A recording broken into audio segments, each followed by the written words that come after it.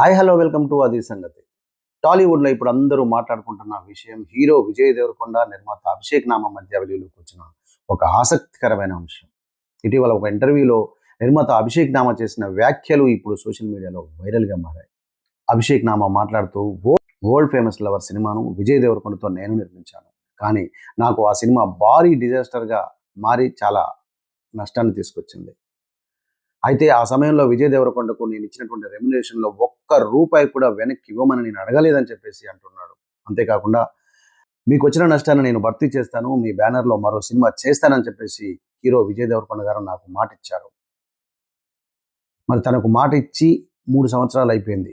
ఇప్పటి వరకు కూడా ఎలాంటి ముందడుగు పడలేదని నిర్మాత అభిషేక్ నామ గారు ఆవేదన వ్యక్తం చేస్తున్నారు. ఈ వ్యాఖ్యలతో సోషల్ మీడియాలో ఇప్పుడు చర్చ ప్రారంభమైంది. కొందరు మాటిచ్చిన తర్వాత దాన్ని నిలబెట్టుకోవడం కూడా ఒక బాధ్యత అంటున్నారు. ఇంకొందరైతే ఒక సినిమా హిట్ అవ్వాలా, ఫ్లాప్ అవ్వాలా అనేది ఒక్క హీరో చేతుల్లో ఉండదు కదా! దర్శకుడు, కథ, సంగీతం ఇలా పబ్లిసిటీ ఇలా ఎన్నో అంశాలు కలిసి సినిమా ఫలితాన్ని నిర్ణయిస్తాయని చెప్పేసి అందరూ అభిప్రాయపడుతున్నారు. నిజానికి సినిమా అనేది ఒక వ్యక్తి ప్రయాణం కాదు. వందల మంది కష్టపడే సమిష్టి ప్రయాణం. సినిమా విజయం సాధిస్తే అందరూ ఆనందిస్తారు. హ్యాపీ ఫీల్ అవుతారు. కానీ ఫ్లాప్ అయితే ఎక్కువగా నష్టపోయేది నిర్మాత అనే విషయం కూడా చాలా మందికి తెలుసు. అందుకే నిర్మాతను తెలుగు సినిమా పరిశ్రమలో మొదటి పెట్టుబడిదారు, చివరి ఆశావాది అని కూడా అంటుంటారు. అదే సమయంలో హీరోలు, దర్శకులు, నిర్మాతల మధ్య నమ్మకం కూడా సినీ పరిశ్రమకి బలమైన పునాది అని చెప్పొచ్చు.